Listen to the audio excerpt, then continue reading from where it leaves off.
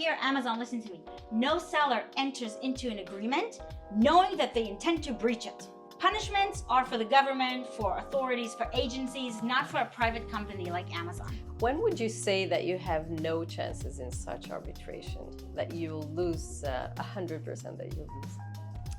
When the money withheld is proportionate. I don't think Amazon should ever have the authority to withhold your funds, regardless or without proportion to what you have done, or without even proving some sort of injury. They just declare that you did something wrong. They've investigated, a thorough investigation as they decide to conduct, and then they hold you money. So what's their authority today? How do they do it when they do withhold your funds? So the relationship between a seller and Amazon, you always have to remember that, is a contractual relationship. It's a business transaction. A business contract should not allow one side to punish the other. That's not the purpose of a business relationship. The authority that Amazon drives the withholding of funds from is Section 2 to their agreement, where it says that if you've done any fraudulent or deceptive practices, they will withhold your money permanently according to their discretion. Mm-hmm. But that's actually what's called in legal terms liquidated damages clause. What is a liquidated damages? It's supposed to bring the offended party back to a point where as if there is no breach of the contract.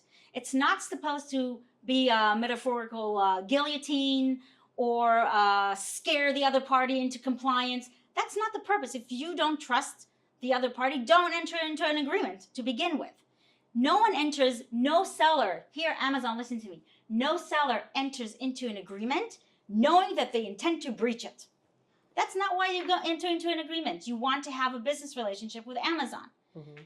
There's also this issue where the liquidated damages, according to the law and according to precedent, can't function as a punishment other than it's supposed to make sense because it's a business relationship. It's a power that's irrelevant to civil law, okay? Punishments are for the government, for authorities, for agencies, not for a private company like Amazon. But it's their own company. I mean, they should be able to decide who's on their platform, who's not, and what are the rules, aren't they? Listen, the powers between Amazon and a single seller are so disproportionate. Thank you. Disproportionate to begin with. It's what's called a contract of adhesion, meaning that the seller has an option. Take it or leave it, okay? And then let's go into a little bit of legalese, okay? So how do you attack such an agreement, okay? The fact that one side is stronger than the other doesn't make it a wrong contract. There are a lot of contracts where one side says, here are the terms, take it or leave it. The question is to look into the actual terms of the contract and see if they're proportionate, if they're conscionable, okay?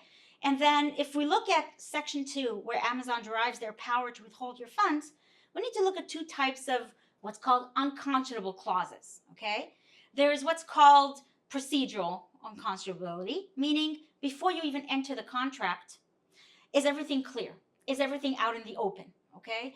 So examples where the court decided that a contract was not conscionable is an employment agreement where out of 18 pages, at the bottom of the 17th page, there was something that said that if you did something wrong, they can take all your funds, okay? Right. They're hiding it.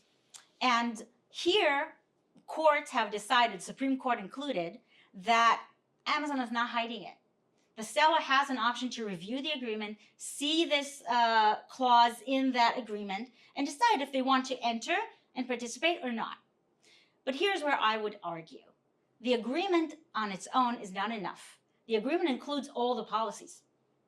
And I don't think there's any possible way that a seller, before he even becomes a seller and knows what this platform is and all the responsibilities that include and all the obligations that are included to be compliant as a seller, would read that it. they have read policies and know exactly what they're entering into.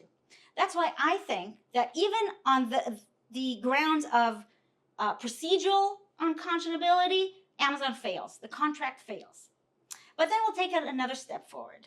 And we say, okay, when they entered the contract, everything was out in the open. The fact, again, that one side is stronger than the other doesn't matter, okay? It's the actual terms.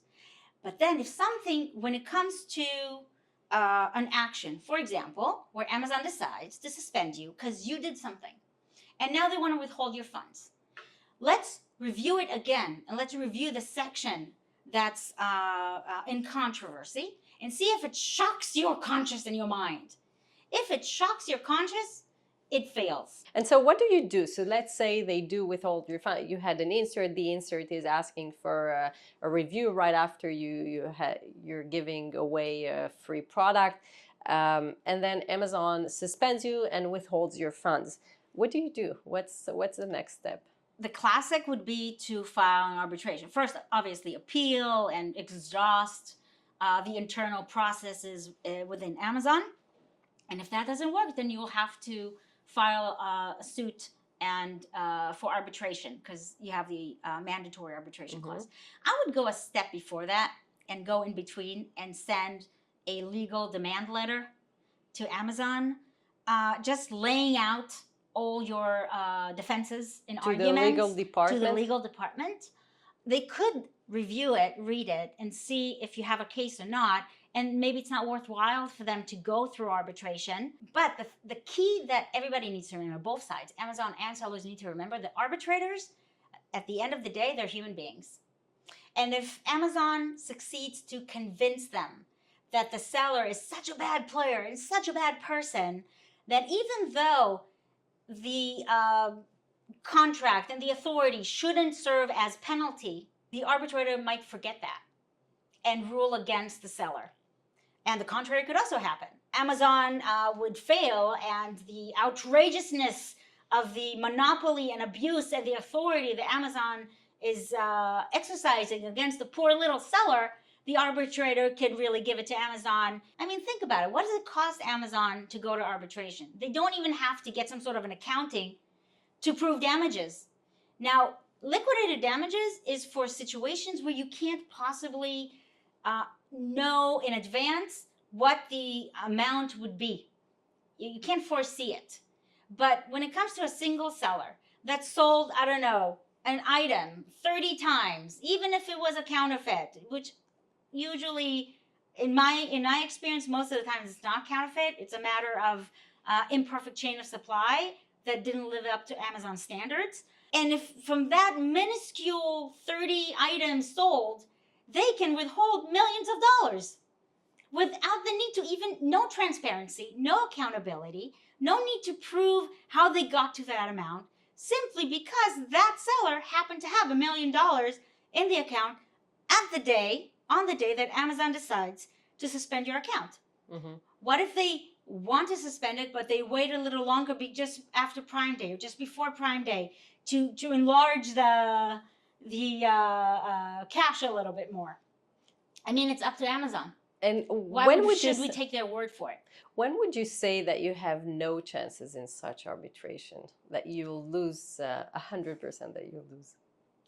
When the money withheld is proportionate.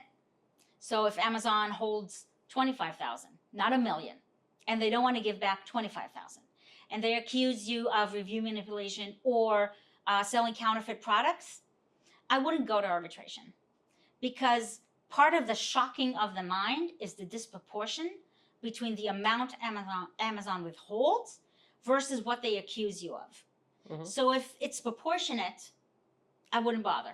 If they accuse you, and that's true, of course. Even if it's false, going through arbitration costs money.